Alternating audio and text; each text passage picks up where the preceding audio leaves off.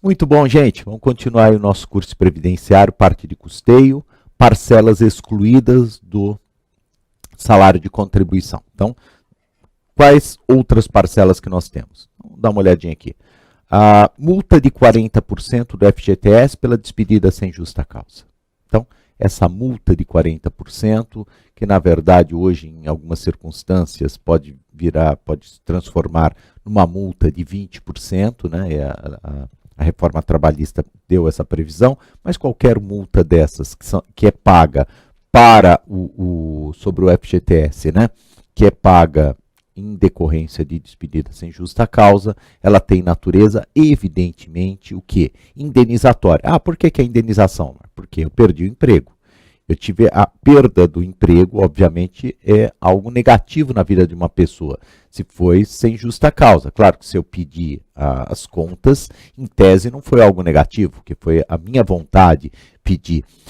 Se foi com justa causa também, de alguma forma, foi a minha vontade, porque eu fiz, entre aspas, claro, por merecer, ou seja, eu busquei de alguma forma. Então, existe um volitivo. O aspecto não volitivo, não ligado à vontade, é a despedida sem justa causa. Por isso que o legislador trabalhista previu o quê? Você tem um valor de verba rescisória maior, que corresponde a 40% dos valores depositados a título de FGTS. Ao longo do trabalho, né?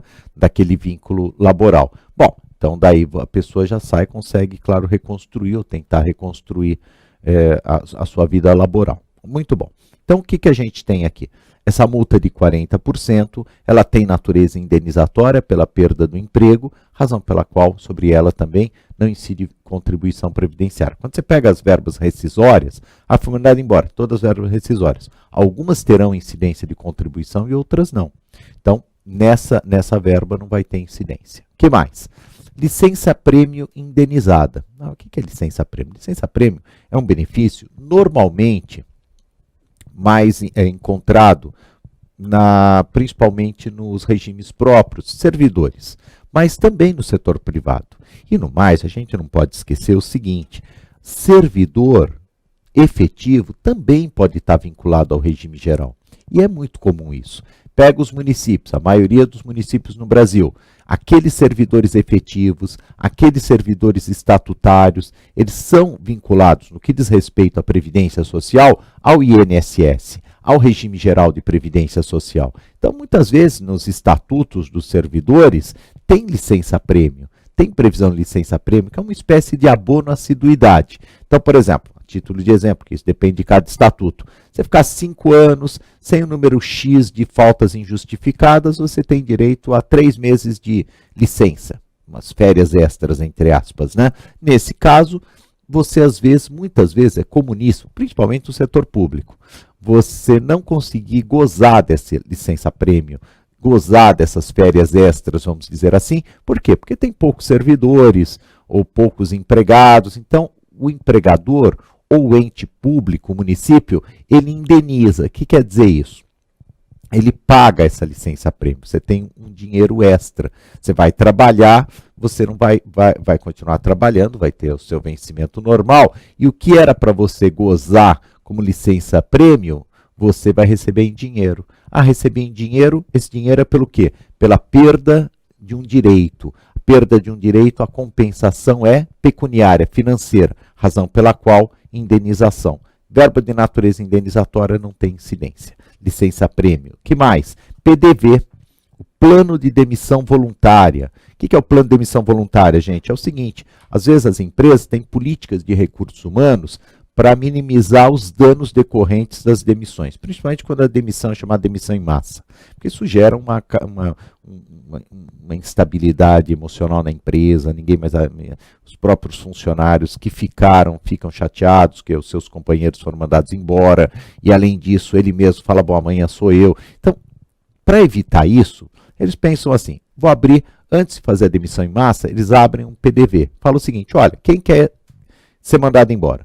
Eu quero ser mandado embora. Pois não. Além das verbas que você, como se juridicamente não vão contar como uma demissão, pedido de demissão. Você é demitido sem justa causa, recebe todas as verbas trabalhistas relativas à demissão sem justa causa e um plano de demissão voluntária, um pacote, que pode ser o quê, gente? Sei lá, por exemplo, um salário por ano de empresa, ou mais, não importa.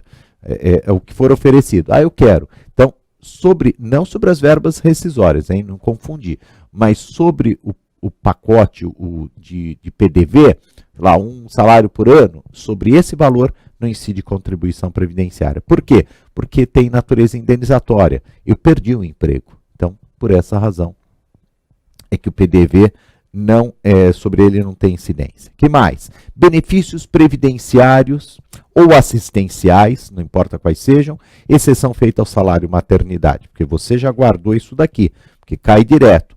O único benefício da Seguridade Social sobre o qual incide contribuição previdenciária é o salário maternidade. Ele falou, nenhum. Você está dizendo que, por exemplo, sobre a aposentadoria não incide contribuição? Não. Então, se você é aposentado do regime geral, em regime próprio é diferente. Do regime geral, se é aposentado por tempo de contribuição, por invalidez, o que for, e recebe R$3.000 de aposentadoria. Sobre os 3.000, não incide os 8, nem os 9, nem os 11%. Perfeito? No caso, 3.000 seriam os 11%. Não incide. Por quê? Porque o único benefício que incide contribuição previdenciária é o salário maternidade. Beleza? Que mais? Bolsa paga para o estagiário. Por quê, gente? É uma ajuda de custo. A não ser, claro, que haja uma irregularidade, uma contratação ilegal. Então, aquele estagiário, na verdade, ele era o quê? Era um empregado disfarçado. Mas tudo que for irregular, aqui na Previdência a gente usa aquilo que na trabalhista eles chamam de contrato realidade. O que quer dizer isso? Olha, você faz como você quiser, mas se você for irregular, para o sistema, para a Previdência, para a fiscalização, vai valer a realidade. Então, um estagiário que trabalha 12 horas por dia, por exemplo, na verdade não é estagiário, né, gente? É empregado disfarçado. Um PJ que bate cartão, não é PJ, né? É empregado. Então, nessas hipóteses, se descaracteriza a fraude e a pessoa vira empregado. Mas se for realmente estagiário, seguir a lei do estágio corretamente, ele não recebe tecnicamente um salário, ele recebe uma bolsa auxílio e sobre esse valor não incide contribuição nem a parte do empregado nem do empregador. Que mais? Ressarcimento pelo uso de veículo do empregado. Bom, é o máximo, né? Você usa, muito comum, vendedor, por exemplo, tem pessoa que tem que visitar clientes, tem o desgaste do carro, tem o combustível, e, obviamente, a empresa paga um X. Não, isso aqui é salário. Que salário? Deus me livre, né? Não tem absolutamente nada de salário. Simplesmente uma indenização. Você perdeu o combustível, perdeu o carro, né? Que teve um desgaste natural do carro, e eu vou fazer um ressarcimento, uma compensação financeira. Complementação paga pelo empregador para o empregado que está afastado, recebendo auxílio-doença, desde que oferecido para todos os empregados. É assim, faz de conta que o sujeito ganha R$10.000 por mês. Tá? A pessoa ganha 10 mil por mês. Legal, R$10.000, né? R$10.000 por mês, que maravilha. E esses R$10.000 por mês, o teto da Previdência, hoje em 2019, 5839. Então, ele não vai, se ele sair em auxílio-doença, ele já vai cair, na verdade, nem em 5839, porque auxílio-doença corresponde a 91% do salário de benefício, limitado aos 12 últimos salários de contribuição. Na prática, quando muito, você vai receber 4.800, 4.700. Então, você caiu forte. Tem empresas que fazem o quê? Elas pagam essa diferença. Então, o INSS pagou, sei lá, 4.800, a empresa vai dar 5.200. Ela complementa o valor do auxílio doença para que não haja perda por parte do empregado. Então, benefício da empresa. Se ela oferecer para todos os empregados que estão nessa situação, nessa hipótese, sobre essa verba não incide contribuição previdenciária. Uniforme, instrumentos de trabalho e equipamento de proteção individual. Bom, isso aqui é clássico, né, gente? Ninguém trabalha por uniforme, ninguém trabalha por equipamento de proteção individual. São são gastos, claro que a empresa tem, sem dúvida alguma, mas de natureza o quê? Instrumental. Então, eu recebo um instrumento de trabalho, que pode ser, às vezes, um celular para usar, pode ser, enfim, várias possibilidades, para eu poder desenvolver a minha atividade, não como salário. O que mais? Vale Cultura.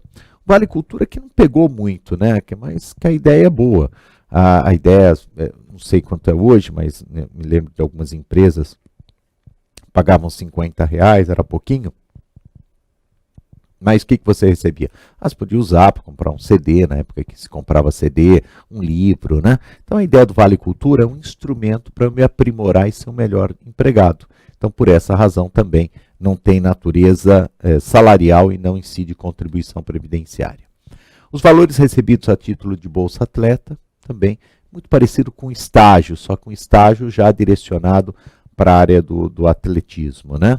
Então também eles não têm natureza salarial. Daí começam algumas indenizações previstas na legislação trabalhista, principalmente na CLT, mas não só. Então, por exemplo, indenização do artigo 14 da 5889 de 73, o que é isso? 1/12 do salário recebido pelo trabalhador por mês de serviço, aquele trabalhador rural safrista, que trabalha em safra, após o encerramento do contrato de safra. O que é isso, gente? O safrista, ele é um trabalhador que não está na mesma situação de um trabalhador, vamos dizer assim, do tipo comum de trabalhador. Por quê? Porque ele só ganha dinheiro durante a safra. Então ele está fora, acabou a safra, dependendo do lugar que ele reside, se for uma safra meio parecida, ele vai ficar numa situação muito difícil. Ele tem uma perda de empregabilidade. Ele não é um tipo de trabalhador como urbano, ou mesmo rural, mais genérico, que pode estar trabalhando sempre, né? Tem sempre, pelo menos em tese, possibilidade de ter um trabalho. Aqui não, ele trabalhou durante a safra.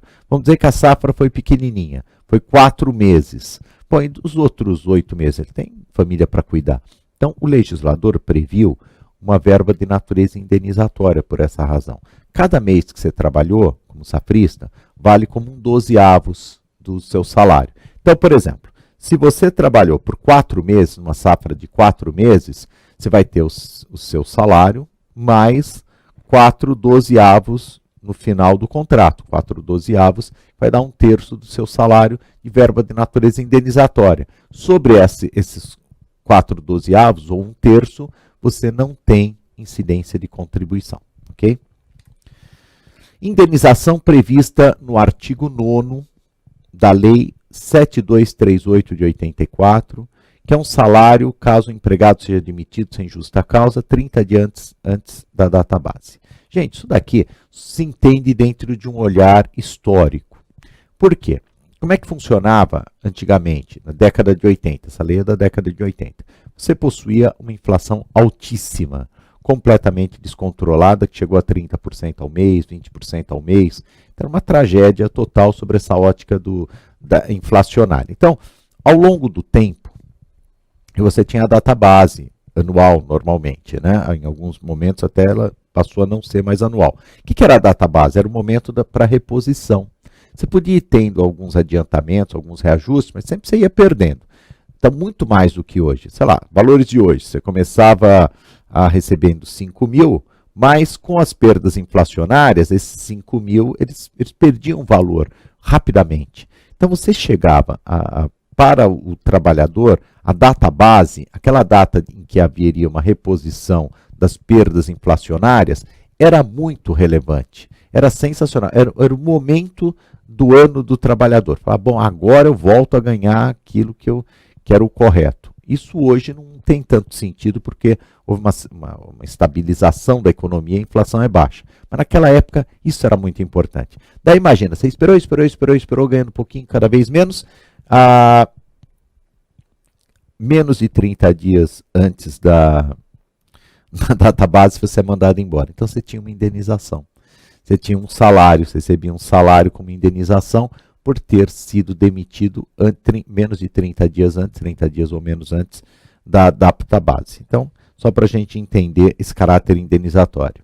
Direitos autorais, por que direitos autorais não têm natureza salarial? Porque também você não ganha todo mês. Pensa em direitos autorais um livro. O livro pode não vender nada um mês. Então, que trabalho é esse que você não ganha nada, né? Ou se for um quadro, por exemplo, às vezes fica anos para tentar vender. Então, como ele não tem essa periodicidade na contraprestação, às vezes pode até não vender, os direitos autorais não têm natureza salarial e não têm incidência. O PIS/PASEP, entenda-se, não PIS/PASEP contribuição, mas o PIS/PASEP, sabe a espécie de 14º salário do trabalhador de baixa renda, que atualmente pode ser inclusive menos que um salário mínimo, que a gente chama do PIS ou abono do PIS? Então, esse também, não é um salário, na verdade, isso nasceu com participação nos lucros da empresa, de todo o sistema, razão pela qual também não se vê como natureza salarial, não incide contribuição. Ok? Bom, próximo encontro, a gente encerra essa parte dos salários excluídos, ou das parcelas excluídas do salário de contribuição. Até lá, caríssimos.